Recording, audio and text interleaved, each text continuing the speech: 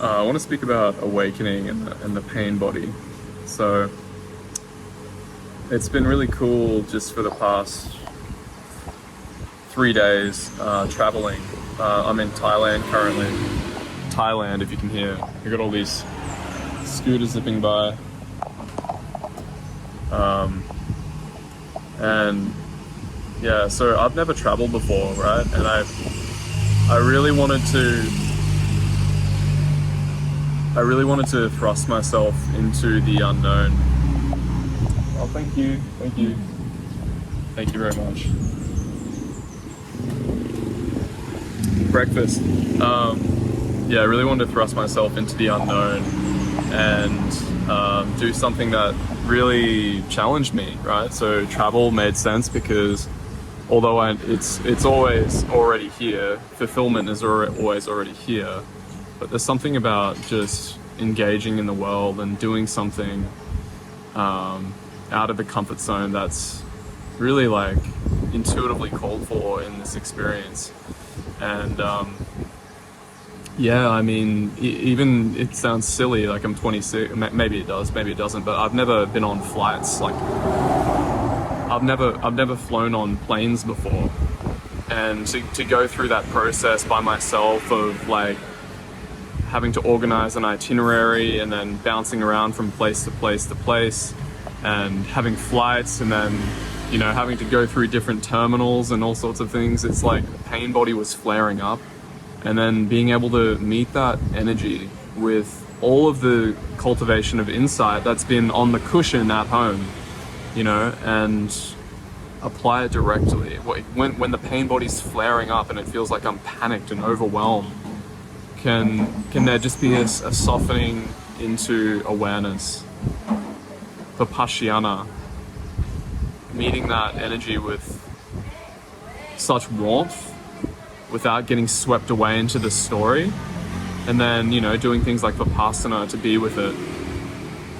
So it's I think what I'm finding, so this is day 3 of travel in Thailand, and I've got my little shitty scooter. I didn't know how to ride a scooter, like I had to barter with people and you know, like meeting language barriers and like riding on a shitty little scooter around the place.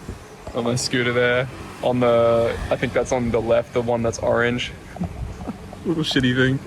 But man, it's so cool. Like I would encourage, my encouragement would be to you to step into some degree of unknown, because man, like I've had moments where, oh, thank you so much.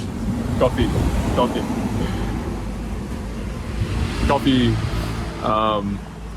Hello.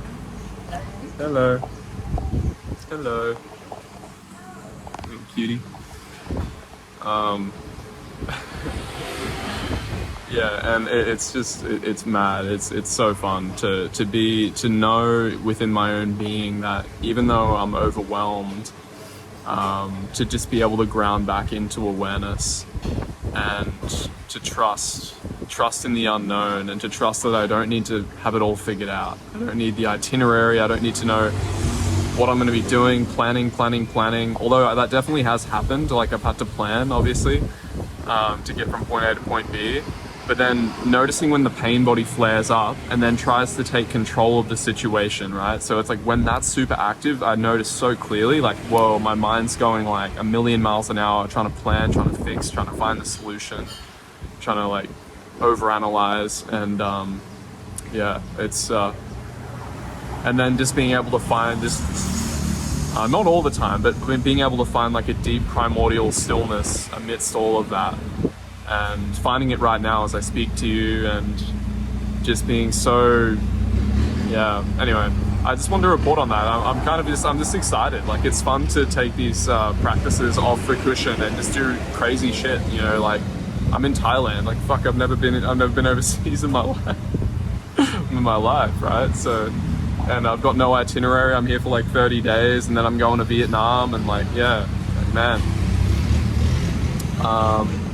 Yeah, I encourage you just to do something in the unknown, do something different, and see where it takes you.